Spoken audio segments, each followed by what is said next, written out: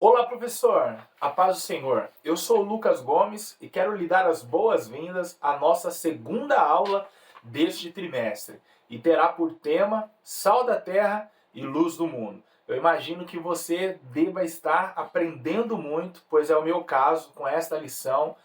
Realmente esse trimestre está muito bom e eu quero te agradecer por ter escolhido a mim para te ajudar a preparar as suas aulas.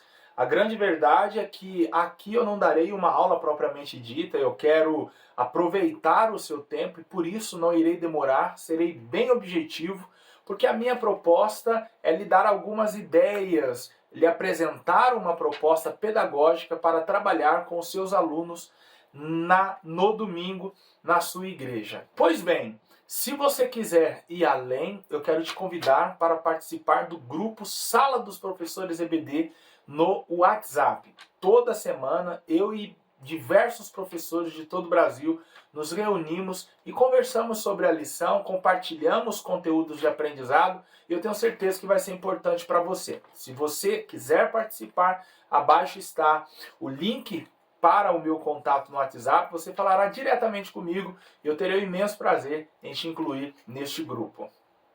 Mas antes de nós começarmos a lição, eu quero te colocar para pensar, professor. Eu acredito que é o mais importante quando nós nos deparamos com o conteúdo da escola bíblica dominical.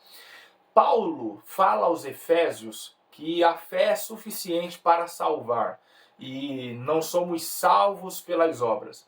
Enquanto isso, Tiago parece contradizer as palavras do apóstolo Paulo, dizendo que a fé sem as obras é morta.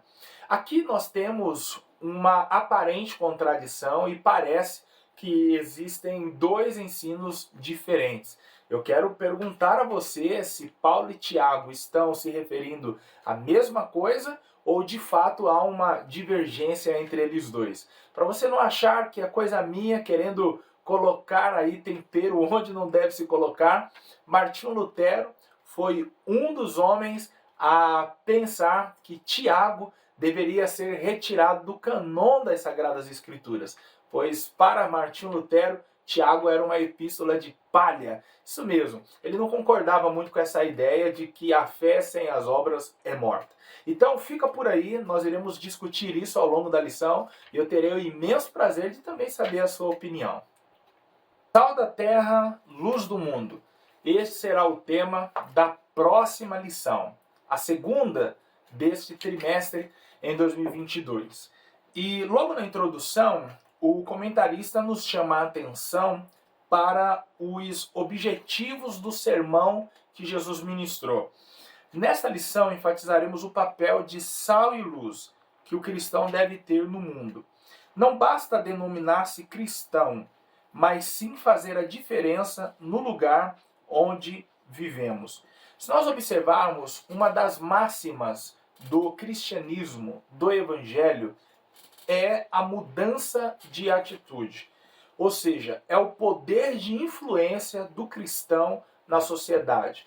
Jesus não poderia ter tomado outros elementos para elucidar melhor a sua proposta quanto ao reino dos céus do que o sal e a luz. Nós discutiremos ao longo da lição do porquê Jesus toma esses elementos, mas nessa parte introdutória é importante você comentar com seus alunos sobre as influências que o cristão pode exercer na sociedade. Em quais setores? Porque normalmente quando nós aceitamos a Jesus, nós temos que lidar com essa questão. Nós iremos nos separar do mundo ou nós iremos estar no mundo? Essa questão da mudança de atitude, ela é simplesmente a materialização de algo que primeiramente aconteceu dentro de nós. A atitude, ela só mudará a partir do momento que a nossa mente mudar. A Bíblia dá a isto o nome de arrependimento. Só que se nós pesquisarmos a língua original em que o texto foi escrito, no grego, a palavra é metanoia e quer dizer mudança de mente. Ou seja, antes de alguém mudar a atitude, a sua mente deve ser mudada. Porque se a atitude mudar antes da mente sofrer a transformação, pode ter certeza que poucos dias depois esta pessoa voltará a fazer tudo aquilo que antes condenava, porque a mente não foi transformada. Então a proposta do evangelho não é somente mudar a nossa atitude, mas é também mudar a nossa mente. Eu acredito que um dos maiores exemplos que a Bíblia nos dará é do próprio Moisés, quando o escritor aos Hebreus cita o exemplo deste no capítulo 11 da sua carta, ao dizer que Moisés, sendo grande, recusou ser chamado filho da filha de Faraó. Eu não sei as impressões que você tem acerca deste texto, mas eu imagino que o escritor aos Hebreus quer nos informar que enquanto pequeno, enquanto ainda não compreendendo tudo aquilo que Deus tinha para si mesmo e para o seu povo, era um orgulho para Moisés ser chamado como um dos membros da casa de Faraó. Mas a partir do momento em que ele cresceu, e é isso que o escritor aos Hebreus enfatiza, o crescimento, o desenvolvimento, e aqui não é somente físico, é também intelectual, cognitivo. Moisés desenvolveu-se. Agora Moisés é um homem, e ele não acha mais honroso ser chamado filho da filha de Faraó. Isso aconteceu porque houve uma mudança de mente. E é exatamente o que o evangelho deve causar em nós. Você pode perguntar aos seus alunos na sala de aula, e aí mesmo, professor, pensar quantas pessoas você conhece que começaram o evangelho de uma forma radical, demonstrando uma mudança exterior, mas ao passar do tempo se afastaram, saíram do evangelho, abandonaram a igreja. E isso aconteceu porque não houve uma mudança de mente, mas sim uma mudança de atitude. Então este é o apelo que a lição e o Sermão do Monte nos faz. Nós temos que mudar a mente para que isso então reflita em nossas atitudes. Uma vez tendo atitudes transformadas, nós teremos condições de influenciar todos os setores que estivermos presentes. Professor, no primeiro tópico, nós temos o título: O sal tempera e conserva. E aqui nós temos as informações de como o sal era usado no Oriente Médio e neste período em que se passam as Sagradas Escrituras. No primeiro momento, nós temos o seu uso como tempero, depois fertilizante, conservante para alimentos e como substância que conserva os alimentos da deteriorização e como a sabedoria e graça no discurso. Claro que aqui é uma figura de linguagem usada pelo apóstolo Paulo aos Colossenses no capítulo 4, no versículo 6, dizendo que a palavra ela tinha que ser temperada, ou seja, a palavra do cristão ela deve ser sábia, ela deve ser edificante. E olha que coisa interessante. Aos Efésios, Paulo fala sobre a palavra torpe. Eu não sei você, mas eu por muito tempo imaginei que palavra torpe eram somente palavras de baixo calão. Só que palavra torpe é toda aquela que não edifica, certo? Mas a palavra temperada com sal é aquela palavra sábia, é aquela palavra cirúrgica, é aquela palavra que edifica. É isso que Paulo quer nos informar aos Colossenses. Mas vamos aos demais usos do sal. Como substância fertilizante para a terra arável, tem uma informação interessante que eu quero compartilhar com você, e está neste livro aqui, ó, o Novo Testamento, o Dicionário do Novo Testamento Internacional, e aqui nos fala um pouquinho sobre essa questão. Está registrado em Deuteronômio 29 e 23, onde nós temos a informação de que grandes quantidades de sal poderia tornar a terra inútil. Veja, uma quantidade de sal, uma boa quantidade, né, espalhada na terra, a tornava fértil. Agora, esse sal posto em demasia tornava a terra infértil.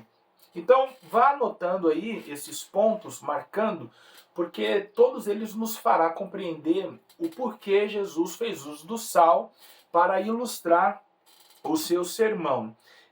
Também o sal ele tinha um uso asséptico. Olha que coisa interessante.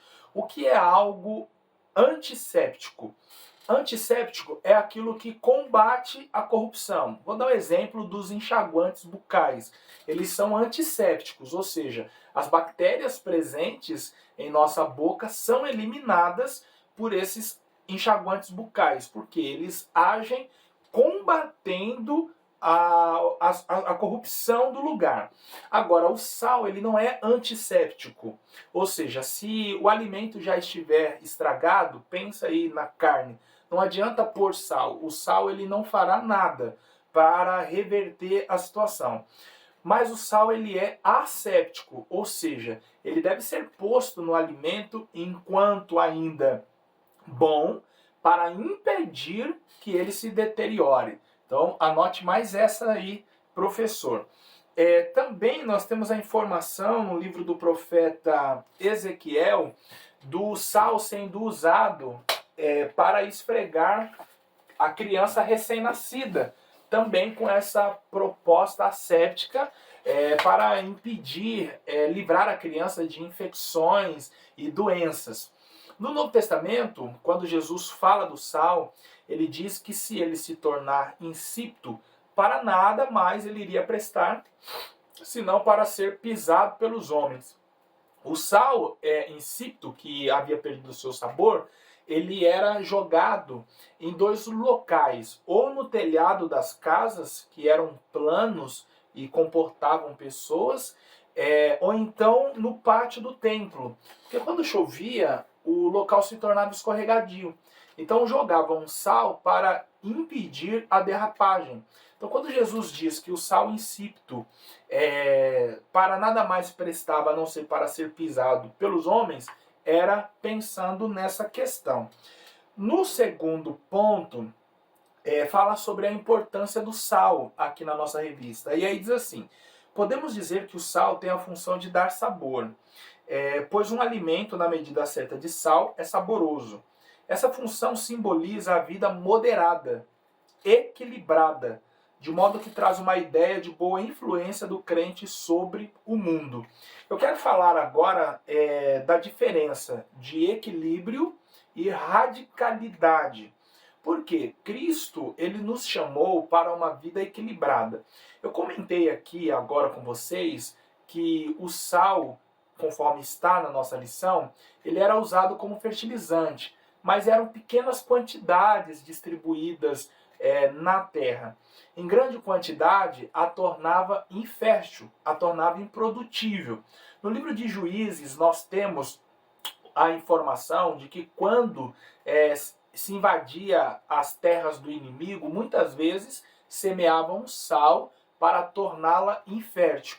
Então, o que nós temos aqui que extrair dessas informações e entender do porquê Jesus fez uso do sal para ilustrar as verdades do reino, é que o cristão ele não pode ser radical. Se nós observarmos ao longo da história, toda religião radical ela trouxe problemas não somente para si, mas também para os que estavam à sua volta. Percebam que é a radicalidade praticada pelos zelotes, um grupo, um movimento que existia em Israel contrário à dominação romana, e eles queriam a todo custo tomar o governo. Foi justamente em nome dessa radicalidade que Roma invadiu Jerusalém e a destruiu no ano 70 depois de Cristo. Então a radicalidade ela é nociva tanto a quem é radical quanto às pessoas que estão à volta deste radical.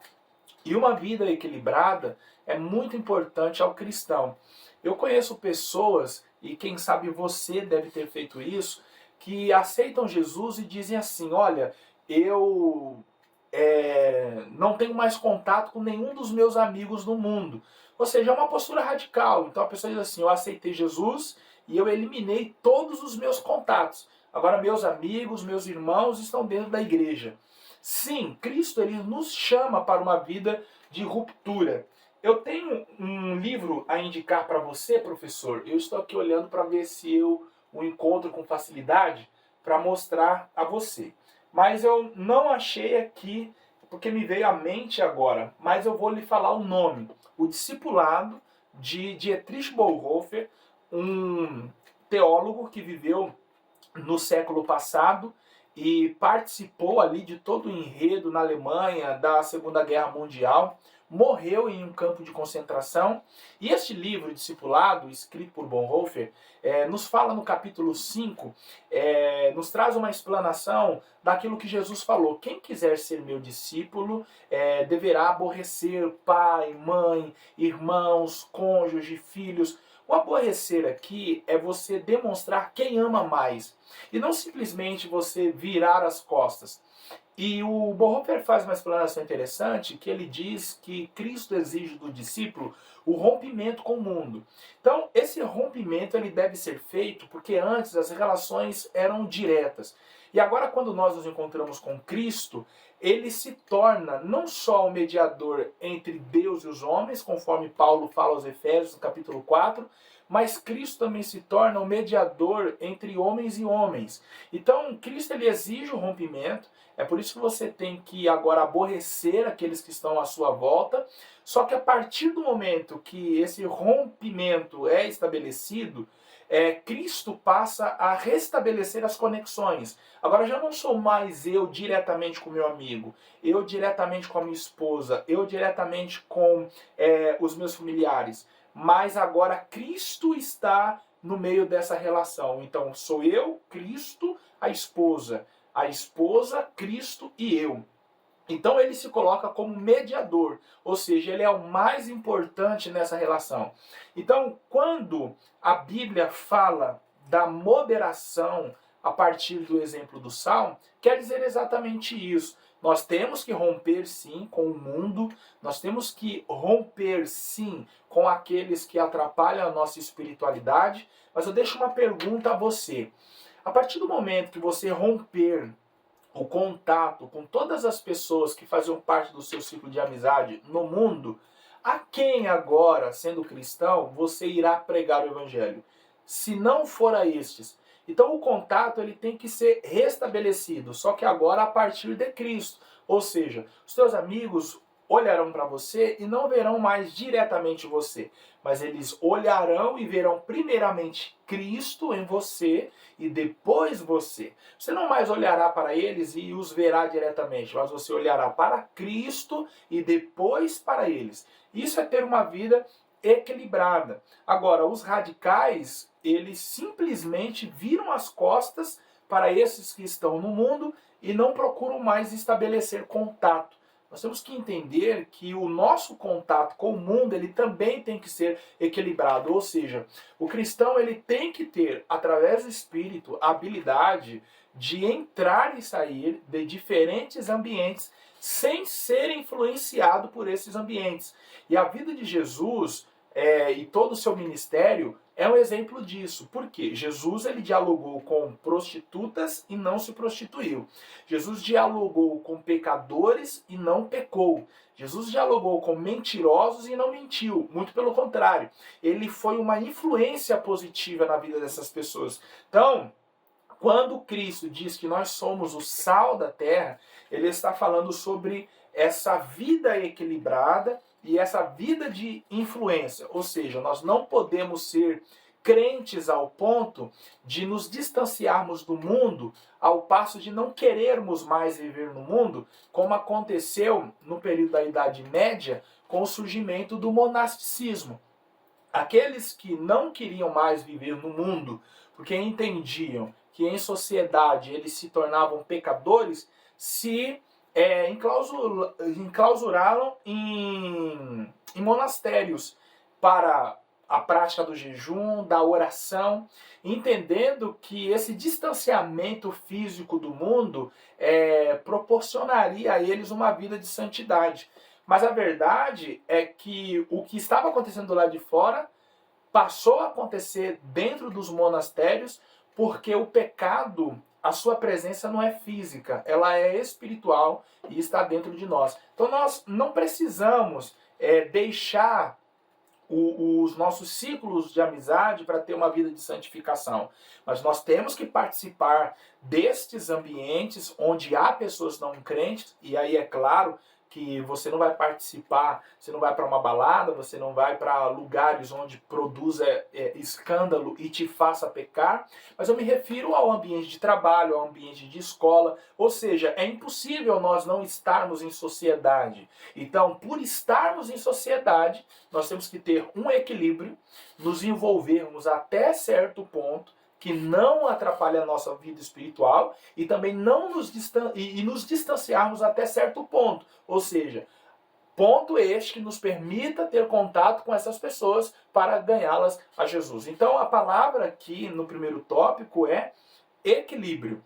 A segunda informação que nós temos ainda no segundo tópico é sobre essa função asséptica do sal, a qual eu disse que ele deve ser posto no alimento ainda sal bom, né?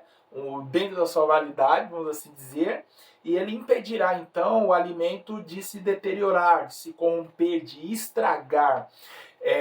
Aqui fala do cristão que se opõe ao pecado, certo? Então o ambiente que o cristão está, ele tem que ser transformado a tal ponto da corrupção não se fazer presente naquele lugar. Isso nos desperta atenção para o quê? O Brasil é uma nação majoritariamente cristã. E aí nós temos a maior parte dela católica e outra parte evangélica. Os censos por aí estimam que em 2050, muito provavelmente, o número de evangélicos no Brasil seja superior ao número de católicos.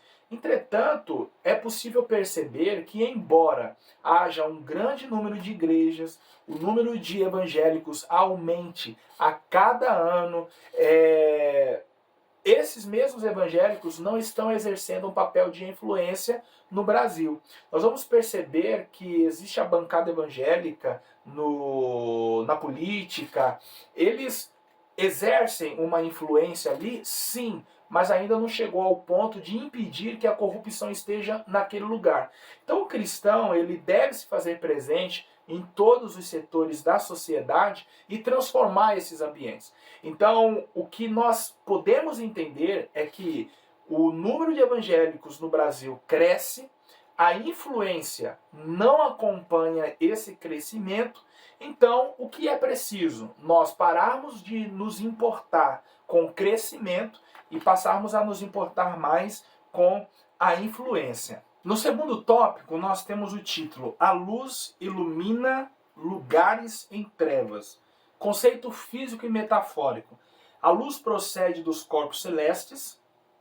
Então nós temos aí os corpos celestes com luz própria, as estrelas e as que possuem luz refletida, a lua, os planetas e etc., que traz claridade. Por isso é capaz de iluminar os objetos e torná-los visíveis. Assim a lâmpada emite luz, o fogo espalha luz, enfim, a luz ilumina tudo e, portanto, não deixa lugar para trevas. Do ponto de vista bíblico, a luz pode ser aplicada metaforicamente a Deus, a Jesus, a palavra de Deus, aos discípulos de Cristo.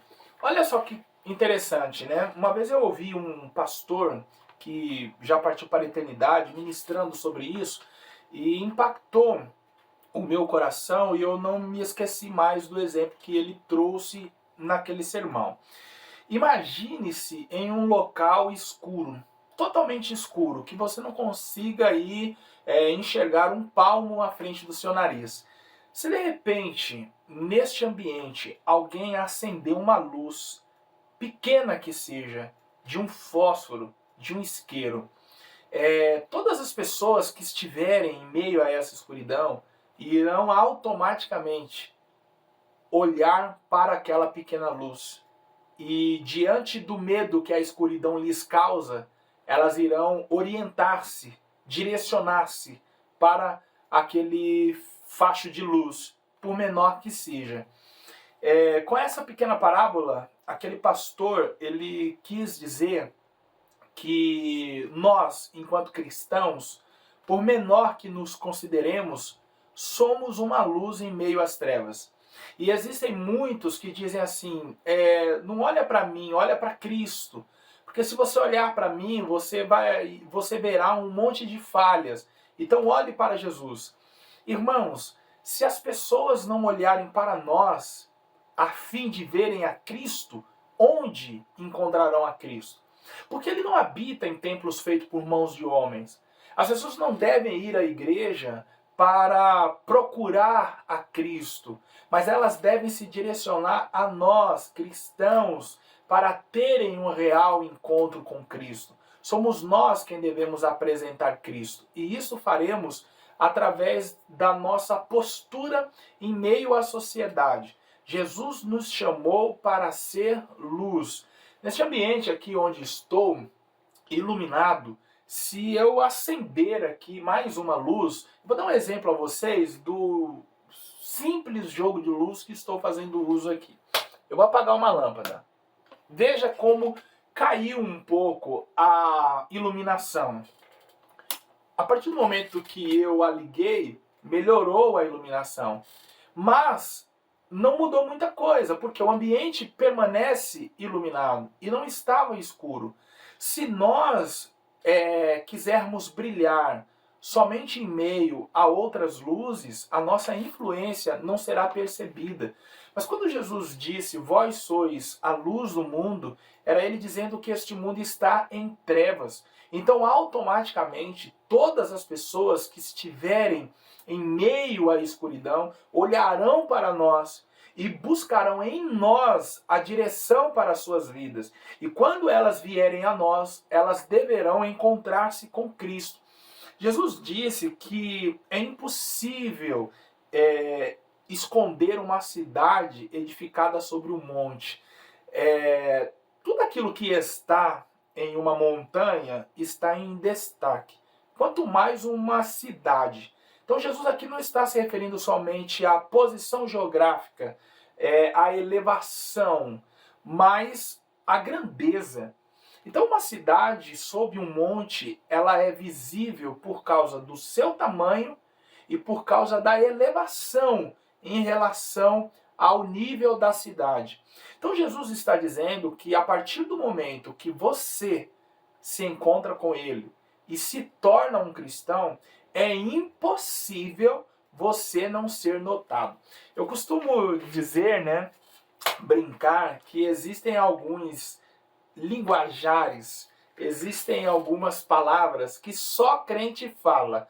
E você pode ter certeza que se o fulano não for crente, ele é desviado. E se ele não for nenhum dos dois, tem alguém na família, tem alguém próximo a ele que é crente, e ele então assimilou aquele vocabulário.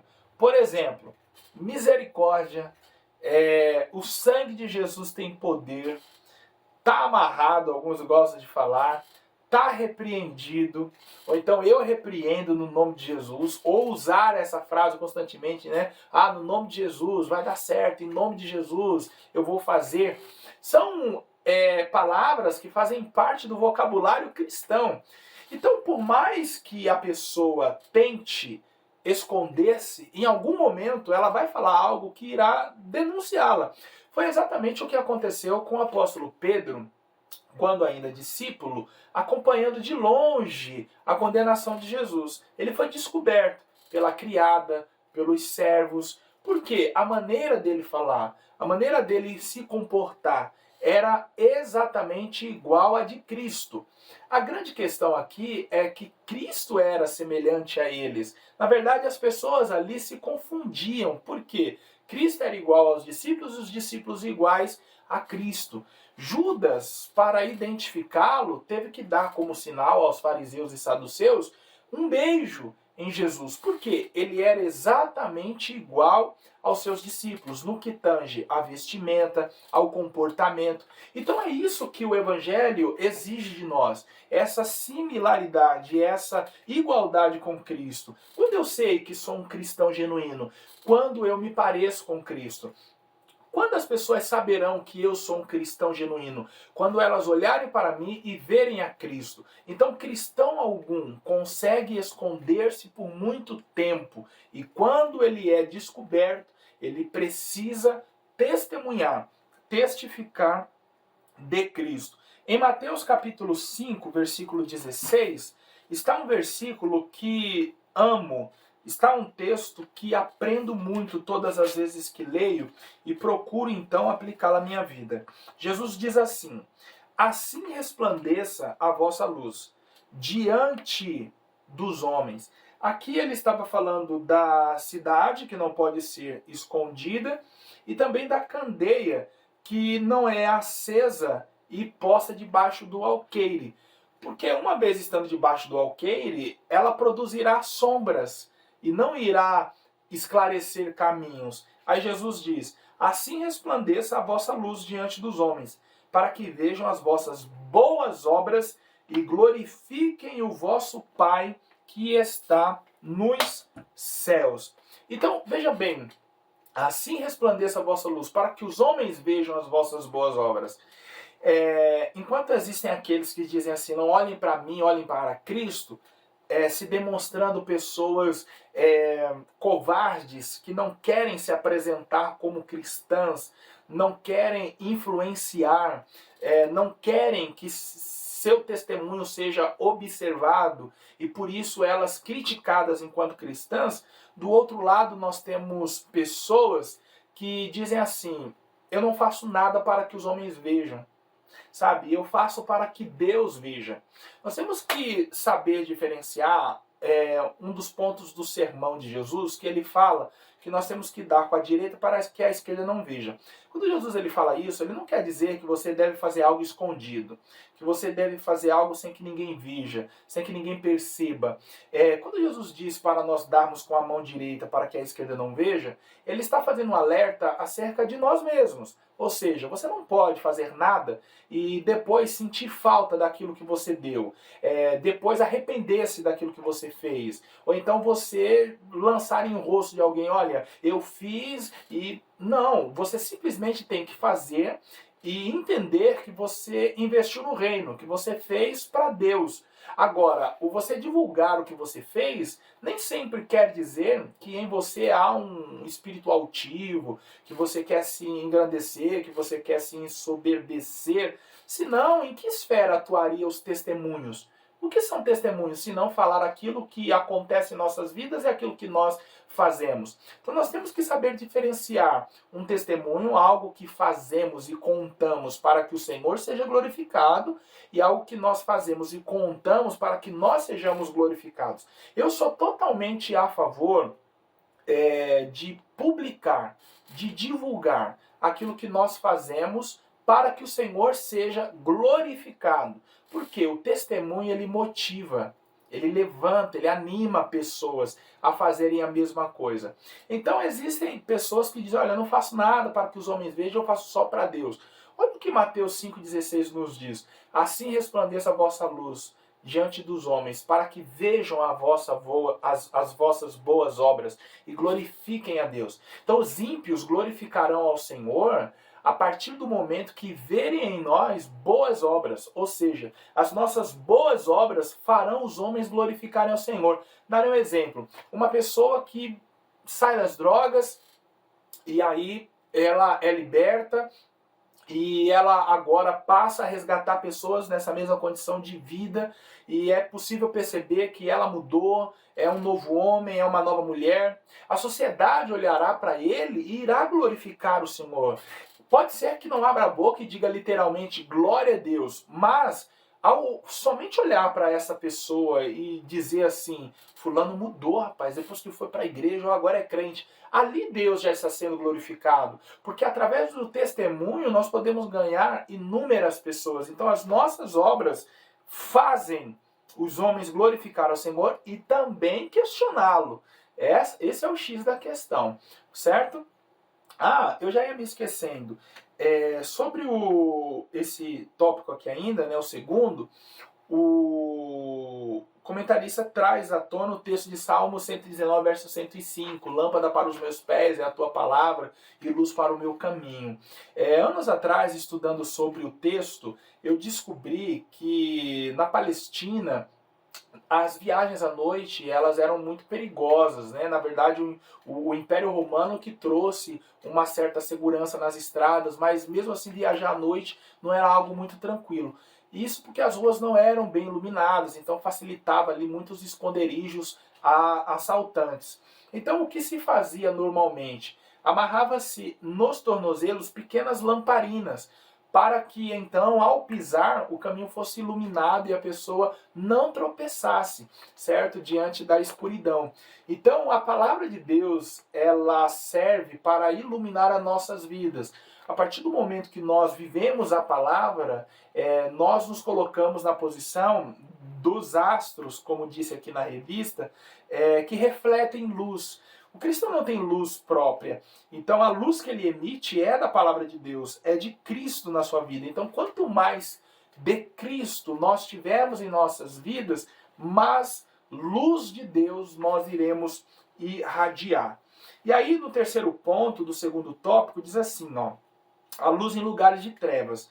Aí no finalzinho do terceiro subtópico diz assim, ó, o cristão não pode manter sua vida como luzeiro pela própria força, mas por intermédio do Espírito Santo que o fortalece. Então é aquilo que eu disse, a nossa luz ela não é própria, certo? E quando esta luz brilha, o que as pessoas olham e veem em nós são as nossas boas obras. E aí eu quero trazer à tona aquele comentário que eu fiz no início da aula sobre Paulo e Tiago. Paulo, escrevendo aos Efésios, diz que a salvação ela não vem das obras para que ninguém se glorie, mas ela é através da fé. E aí o que acontece? Essa questão da salvação não ser pelas obras quer dizer que eu não preciso fazer nada para ser salvo.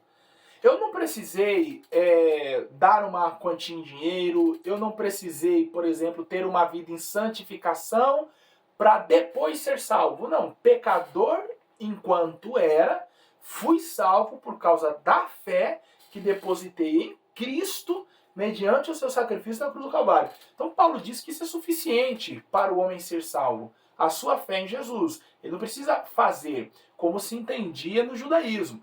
O homem precisava cumprir os pontos da lei para então ser salvo. Paulo dizendo, não, você não precisa cumprir nada para ser. Você já foi e você precisa crer que você foi alcançado por Cristo na cruz do Calvário. Agora, quando Tiago escreve a sua carta, trazendo esse contraste entre lei e obras, entre fé e obras, Tiago ali não está se opondo ao que Paulo falou aos Efésios e aos Romanos e em outras cartas suas. Tiago ali está cobrando desse cristão que se diz salvo obras, só que não obras que ele deverá fazer para ser salvo, mas obras que ele deverá fazer para mostrar ao mundo, para dar uma prova ao mundo de que ele foi salvo. Porque no momento em que o homem ele se encontra com Cristo, é o Espírito de Deus que testifica ao seu espírito, conforme Romanos 8, você é filho de Deus. É uma testificação espiritual.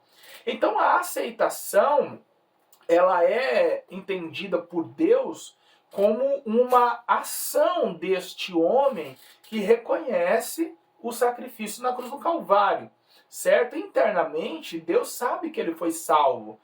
Só que exteriormente falando, o mundo ele não vê a sua fé. A fé não é algo que pode ser materializado, certo? Então o mundo, quando olha para nós, como entenderá que fomos salvos? A partir das nossas obras. Então, a partir daquilo que nós fazemos um pelos outros, o mundo irá olhar e vai dizer assim, olha, realmente ali tem um cristão. Tanto que Tiago dá exemplos. Se alguém for à sua casa necessitando de algo e você simplesmente virar as costas para ele, será que essa atitude sua poderá ou não comprometer a sua salvação? Ou seja, é aí, nesse contexto, que Tiago diz, me mostre a sua fé e eu vou me mostrar as suas obras, as minhas obras. Ou seja, não adianta só ter fé, não adianta só aceitar Jesus. É preciso que o mundo entenda que eu fui transformado, que eu fui alcançado. E a partir das minhas obras, o mundo então reconhecerá essa salvação. E através da minha atitude, da minha ação social, o mundo também pode ser alcançado pelo Evangelho. Então, Tiago e Paulo não estão se contradizendo, como pensava Martinho Lutero, que Tiago estava fora de sintonia, né, valorizando mais as obras do que a fé. Não há uma supervalorização das obras em detrimento da fé. Para nós fecharmos esse assunto, e você, professor, levar este exemplo para a sala de aula aos seus alunos, imagine uma árvore. Uma árvore sem frutos, ela serve somente para a sombra e a qualquer momento ela pode ser retirada do solo. Agora, uma árvore que dá frutos, além da sombra, ela dá alegria àquele que a plantou, e quando alguém pensar em arrancá-la, aparecerão outras para impedir essa ação. Então, se busca em uma árvore frutos, o que dá utilidade para ela é aquilo que ela pode produzir. É exatamente isso que Tiago está dizendo. O que você, enquanto cristão, pode produzir para este mundo, para que eles então vejam as suas boas obras, como disse Jesus, e glorifiquem a Deus. Então é como se a fé fosse essa árvore, e a evidência da qualidade dessa árvore, a evidência da qualidade dessa fé, a evidência da qualidade desse cristianismo se dá a partir dos frutos, se dá a partir das obras. No terceiro tópico, nos diz o título, discípulos que influenciam, sendo o sal.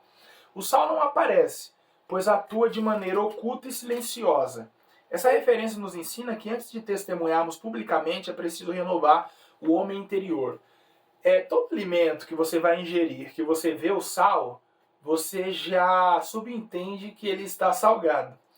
Porque se o sal aparecer, é porque tem uma coisa de errado ali. Agora, a proposta é, mesmo que você não veja, ele ser percebido pelo paladar. E a comida ela pode estar muito bem temperada, mas quando você a ingere, você percebe que não tem sal, porque ele traz esse equilíbrio. Como diriam os masterchefs da vida, o sal faz com que os temperos conversem, os temperos dialoguem, certo? Ele traz harmonia entre os temperos. Então o sal não precisa aparecer. O ideal é que ele não apareça. Então é ideal que o cristão também não apareça. Ou seja, a partir do momento que eu digo que sou cristão, eu estou trazendo uma responsabilidade, porque alguém ficará de olho em mim. Agora, a partir do momento que eu chego a um lugar e eu prefiro não dizer que sou cristão, mas através das minhas atitudes mostrar que sou cristão, isso é totalmente diferente e é o melhor caminho. Por quê? As pessoas elas devem entender o que somos e não o que queremos ser. Tem muita gente dizendo-se cristã, mas as suas atitudes provam o contrário. Então é melhor que você não apareça, é melhor que as suas atitudes façam as pessoas ficarem com aquele ponto de interrogação. Fulano é diferente, hein? Tem alguma coisa, mas não sei o que é. Em ambiente de trabalho, pessoas já chegaram a mim e disseram assim, rapaz, você tem uma áurea diferente. Eu não sei o que é, mas você é diferente. Aí sim, eu peguei e falei assim, eu sou cristão. E isso que você chama de áurea é o Espírito Santo. Então, é muito maravilhoso quando uma pessoa que não é crente olha para nós e enxerga essa diferença. E Paulo falou exatamente sobre isso, sobre essa simplicidade, sobre essa modéstia cristã, na sua segunda carta aos Coríntios, no capítulo 4 e no versículo 7, ao dizer que nós temos um tesouro escondidos em vasos de barro. Esse tesouro escondido é o Evangelho em nós. E nós somos esse vaso de barro. Um vaso de barro, ele não tem assim tanto valor quanto aqueles que são feitos de metais. Ele pode ter uma aparência, mas ele não tem valor. Então é isso que Paulo está dizendo sobre a simplicidade daquele que é cristão, mas do poder daquilo que ele tem dentro de si, que é o Evangelho. E esse texto me fez lembrar da parábola que Jesus conta sobre o tesouro escondido no campo. Um homem que vendeu tudo que tinha, comprou o campo para então ter posse aquele tesouro. Então, enquanto Paulo está falando da simplicidade do cristão e do poder que há dentro dele, Jesus, com esta parábola, está falando da simplicidade do reino e do poder que há dentro do reino. Então, se nós somos cidadãos do reino, nós temos que ter em nós o Evangelho de Cristo. O Evangelho de Cristo exalará o bom cheiro de Cristo. Então, as pessoas que estiverem ao nosso redor entenderão e saberão o que é o Evangelho, que na verdade é a maior e melhor pregação que um cristão pode fazer, e é o seu testemunho. Bom, eu convido você a participar da próxima aula, então ative o sininho para que quando eu fizer a postagem você seja notificado em primeira mão e não correr o risco de perder o conteúdo. Se fez sentido para você tudo que aqui foi dito, compartilhe esse conteúdo, torne-se membro do canal e fique por aqui. Eu quero vê-la mais vezes, certo? Também eu quero te convidar para participar do grupo no WhatsApp Sala dos Professores EBD. Abaixo está o link do meu contato, você falará diretamente comigo, eu irei te adicionar e semanalmente juntos poderemos discutir conteúdos da revista junto com professores de todo o Brasil. Tem quase 50 professores lá e eu quero ver você também. Abaixe as minhas redes sociais, caso você queira me acompanhar e também receber outros tipos de conteúdo referentes à Bíblia. Eu ficarei muito feliz com a sua companhia. Deus te abençoe e até a próxima aula.